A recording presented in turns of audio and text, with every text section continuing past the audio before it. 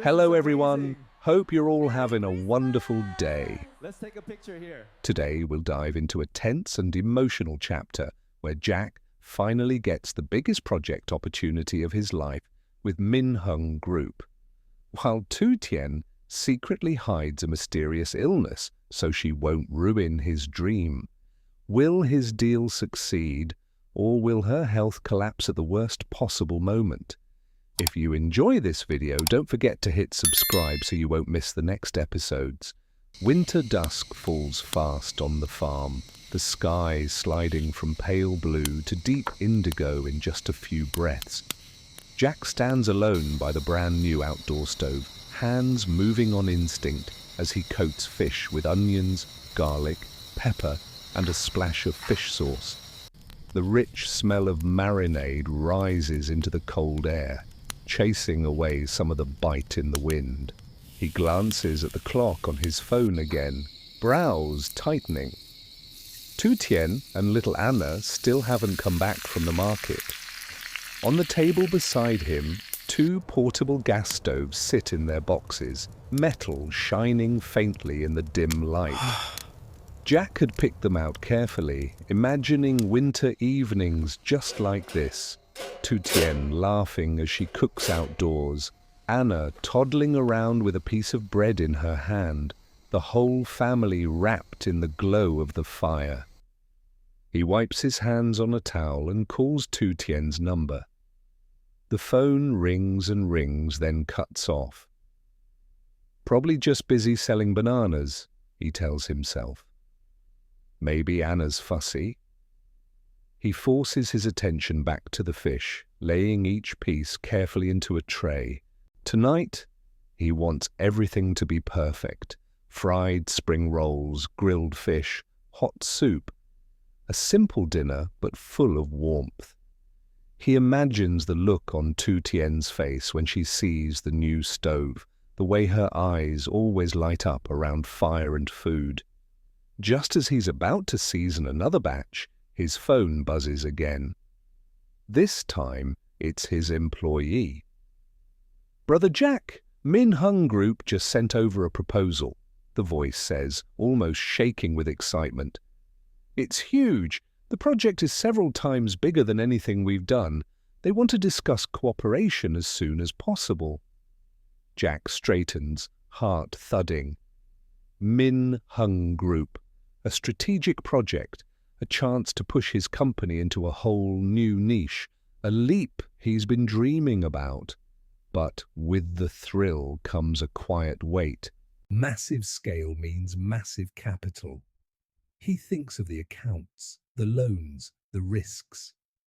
"Send me all the documents," Jack replies, trying to keep his voice steady. "I'll review tonight. We can't miss this opportunity." When he hangs up, he sets the marinated fish aside and moves the stove slightly under the awning, mind racing. He wants to tell Tu Tien immediately, to see her proud smile, to hear her say, "You can do it." Instead, it's just the crackle of charcoal and the whistle of the wind answering him. Night settles fully, wrapping the garden in darkness. The fire in the stove glows red, painting Jack's face in flickering light.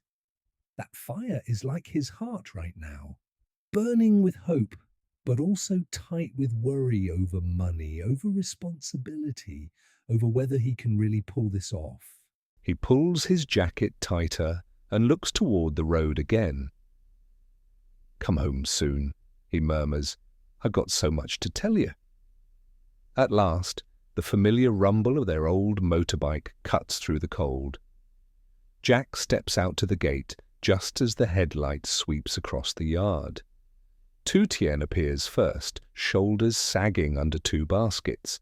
In front of her, little Anna clings to her leg, cheeks red from the wind, a tiny banana in her hand. "You're back," Jack says, relief flooding his face. He rushes forward, taking the baskets from Tu Tien and scooping Anna up with his free arm. "My two girls worked hard today." Anna leans into his chest with a sleepy "Ba." then spots the big stove behind him. Her eyes go round. "Fire!" Tu Tien follows her gaze, and for the first time that day, a real smile spreads across her tired face. "You bought it?" she asks, surprise and warmth mixing in her voice. Jack grins. "You always talk about how winter is perfect for cooking outside. So, now we have a proper stove. And these," he adds, nudging the boxes, "portable ones, so wherever you and Anna go, Chef can follow." "Show off," she says softly. But her eyes are shining. They get Anna into a warm jacket and hat, then head to the stove together. Jack lights the charcoal while Tu Tien opens one of the gas stoves, testing the flame with practiced hands. Anna stands between them, clapping every time the fire flares. "Careful, princess," Jack says, gently pulling her back. "You can watch, but no touching the fire." Soon the air fills with the sound of sizzling oil and the smell of spring rolls frying. Jack drops each roll into the pan, watching them turn golden, while Tu Tien rinses herbs and lays out rice paper. Anna toddles around with a lettuce leaf, proudly helping by moving it from one plate to another. "You sold all the bananas?" Jack asks over the crackle of oil. "Sold out," Tu Tien nods. "The price was low, but at least nothing came back." She shrugs. "People are tightening their belts. It's okay, as long as we can keep going." Jack's shoulders relax a bit. "You did great," he says. "My hard-working girls." For a while, everything feels simple. Food, fire, family. When they finally sit down by the glowing stove with plates of spring rolls and steaming fish, Anna is perched on a little chair between them, happily chewing on rice and bits of egg. The cold is sharp out in the yard, but the fire keeps a warm circle around them. Jack pours tea, then clears his throat. "I got a call from the office earlier," he says. "Min Hung Group. They want to talk about a big project, really big." Tu Tien pauses with a piece of spring roll halfway to her mouth. "A big project?" she repeats, eyes immediately brightening. "Like, breakthrough kind of big?" He nods. "If it goes well, it could change everything for the company, for us. But the investment capital is no joke. It's several times what we usually handle." "I'm excited, but honestly, I'm worried too." She listens, eyes focused on his face. "What if we use some of our savings?" she suggests. "Or if you need, I can, I don't know, officially join as a small shareholder? Help carry the risk?" Jack reaches over and lightly taps her bowl with his chopsticks. "You already carry enough," he says. "Money, I'll figure out. I can call other shareholders, adjust things. Your job is to eat and stay warm." She smiles, but the effort shows. Up close, Jack notices the faint paleness around her lips, the way she rubs absent-mindedly at her arm, scratching lightly. "You cold?" he asks, pulling the stove a bit closer. His hand brushes her fingers. They feel strangely cool. "Just the weather," she says quickly. He says, "Winter always makes my skin itchy." "Again?" Jack frowns. "This isn't the first time. Maybe we should see a doctor, do some tests, just to be safe." "It's just an allergy," she replies, forcing a small laugh. "Don't start worrying like an old grandpa. Right now, you should focus on Min Hung. It's the chance you've been waiting for." He looks at her for a long moment, not entirely convinced. Something in her eyes flickers. Fatigue, maybe, or pain. But she turns away, tearing a piece of fish to put into Anna's bowl. Inside, Tu Tien's thoughts are tangled. She feels the heaviness in her body, the strange fatigue that sleep never quite fixes, the itch that sometimes burns under her skin. She's seen the medicine bottles by her bedside, heard the doctor's careful words. But how can she tell Jack now, when he finally has a real shot at the biggest project of his life? If she collapses, if she needs treatment, if bills start piling up again, would he give up this opportunity for her? She knows he would. That's exactly what scares her. So she smiles, eats slowly, and pushes the conversation back to contracts, drawings, the future of the company. Jack responds, talking about strategies and plans, but his eyes keep drifting back to her pale face, the slow way she lifts her cup. The fire pops softly. Anna yawns, leaning against Tu Tien's arm, fighting sleep. Jack reaches over and tucks a blanket around his daughter, his heart stretching tight between two different fears, losing the project and losing the person sitting right in front of him. As they finish dinner and start to clear the dishes, a quiet distance settles between them. Not from lack of love, but from too much of it, from all the things they're each trying to hide to protect the other. Jack picks up the last plate, hesitates, then says in a low voice, "Whatever happens with Min Hung, you and Anna come first. You know that, right?" "I know," Tu Tien answers, forcing her lips into a gentle curve. "That's why I want you to succeed." She turns to carry the dishes inside before he can see the worry in her eyes. Behind them, the stove glows like a small heart in the dark yard, its embers slowly settling, just like their own, both burning quietly with hope and fear, side by side, but not yet fully shared. That night, after the dishes are washed and Anna is finally asleep in her crib, the house grows quiet. Only the faint smell of charcoal and fish lingers in the air.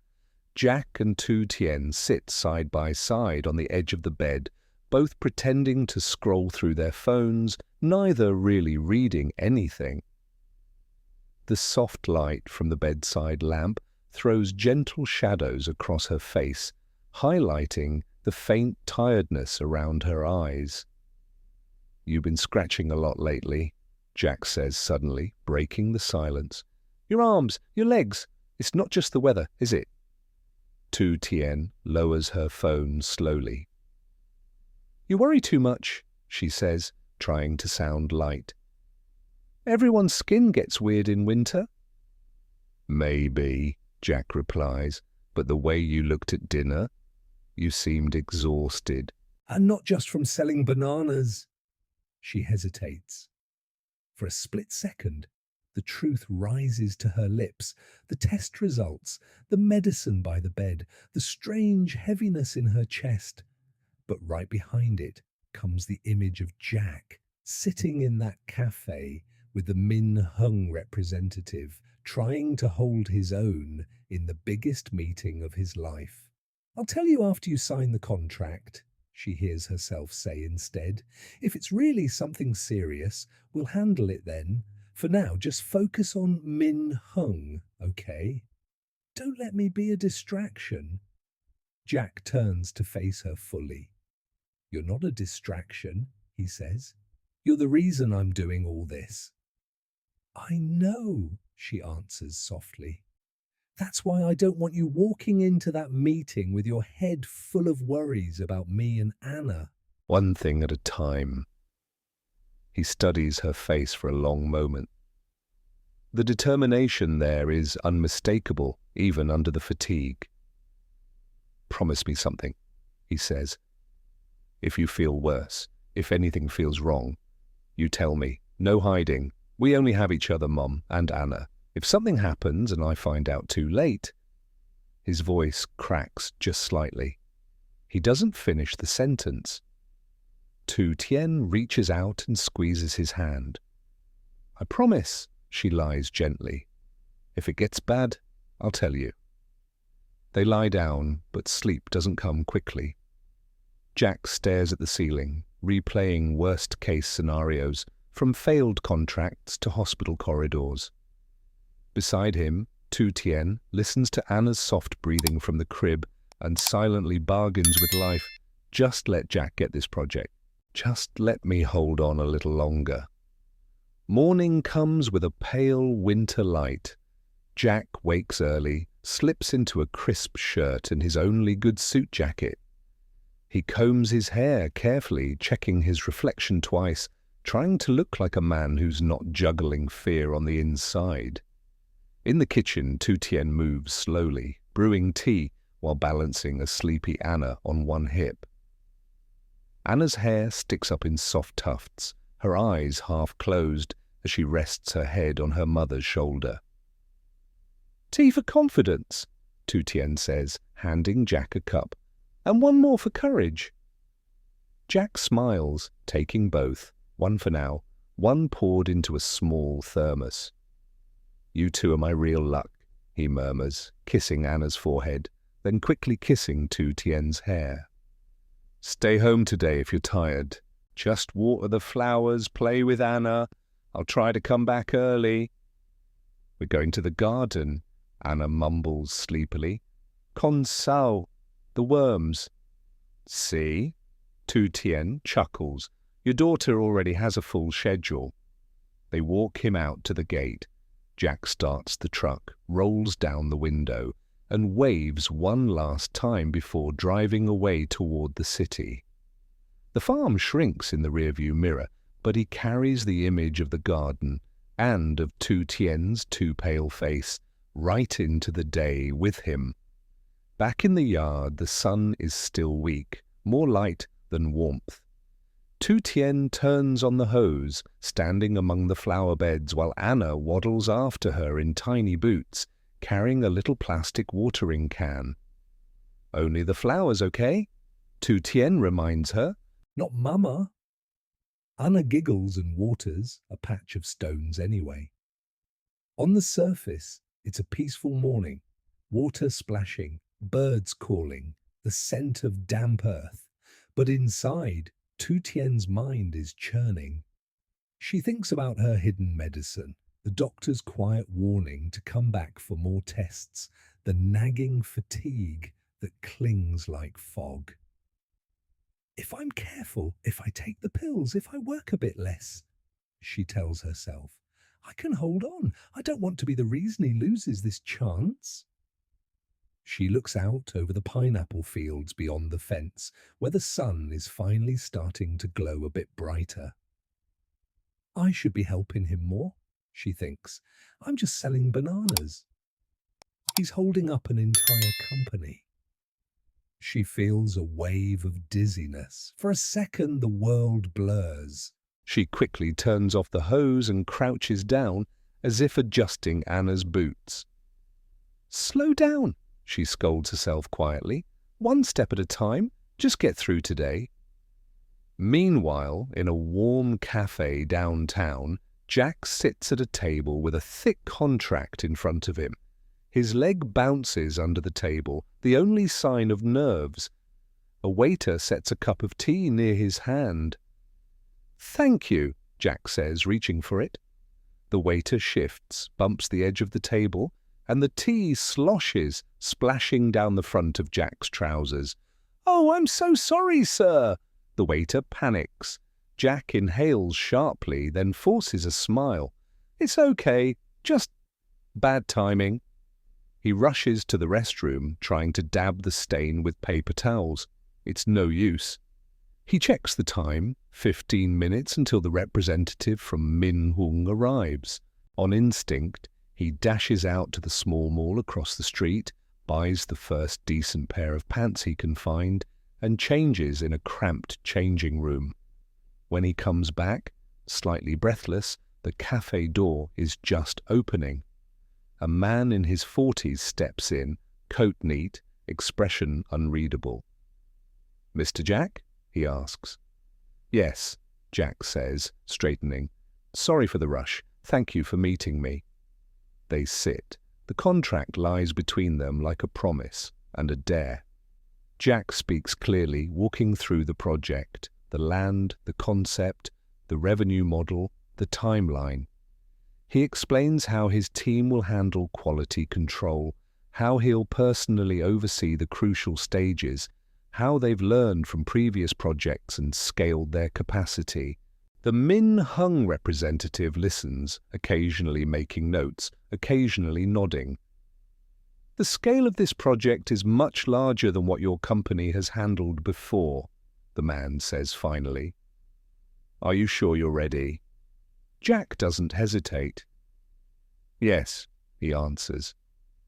I won't pretend there's no pressure, but I also won't shy away from responsibility. Our previous projects have built the foundation for this moment. We know where we're strong, and we're honest about where we need support.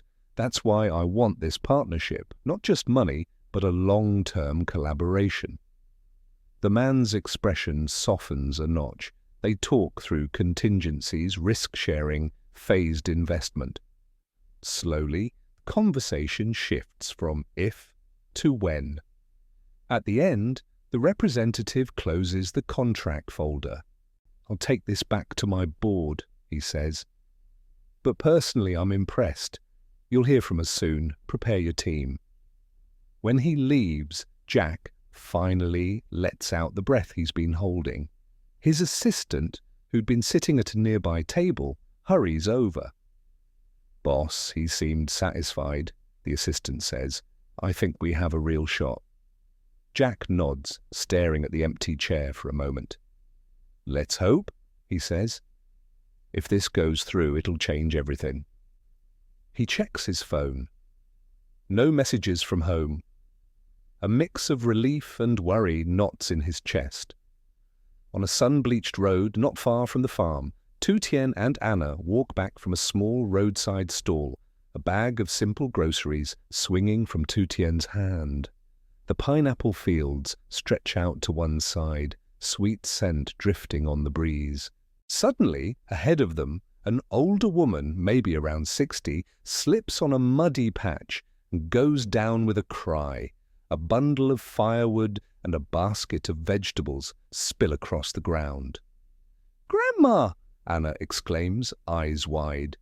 Tu Tien rushes forward, handing the grocery bag to Anna. "Hold this for Mama," she says quickly, then bends down to help the woman sit up. "Are you okay?" she asks gently.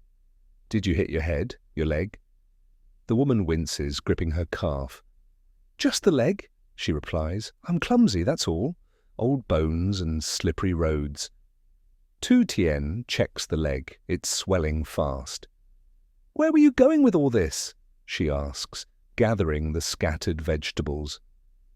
"To the market," the woman sighs. "My husband's gone. One son works far away. The other is very sick, stuck in bed. Needs surgery, but there's no money, so I collect firewood, sell vegetables. Day by day, that's all." Anna stands nearby, clutching the grocery bag with both hands, watching.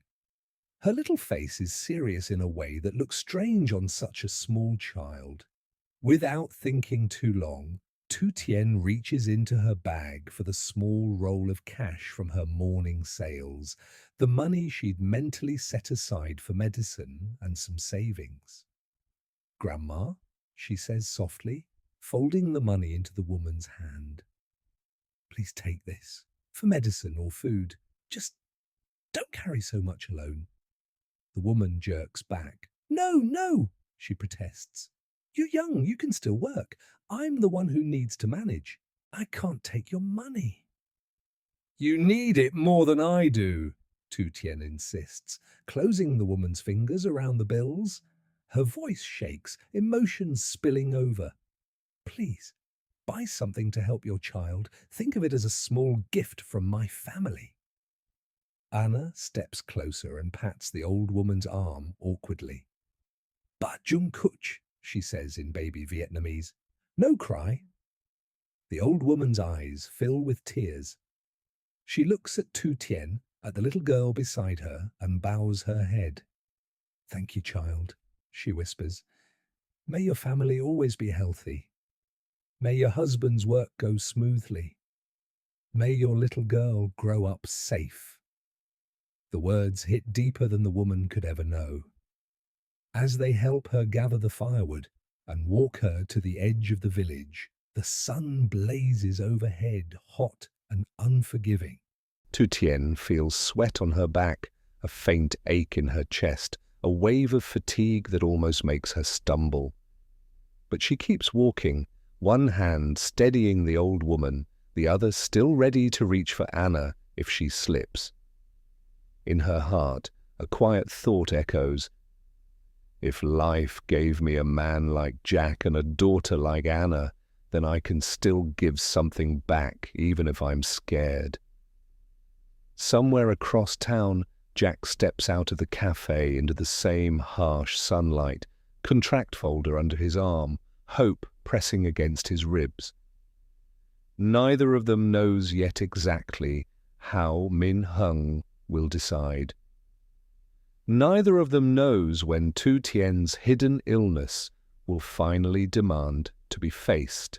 But on this day, in their own separate ways, both are pouring out what little strength they have for strangers, for family, for a future they're still trying to build together, even as unseen shadows keep quietly moving closer. In this episode, winter settles over the farm as Jack prepares a cozy outdoor dinner on a brand new stove for Tu Tien and their daughter, Anna. While he worries about them returning from the market, he receives news of a project offer from Min Hung Group, the biggest opportunity of his career, but requiring huge investment capital. That night, they cook and eat together by the fire, yet Jack quietly senses Tu Tien's unusual exhaustion and itchiness. She hides her worsening health, afraid to distract him from the deal that could change their future.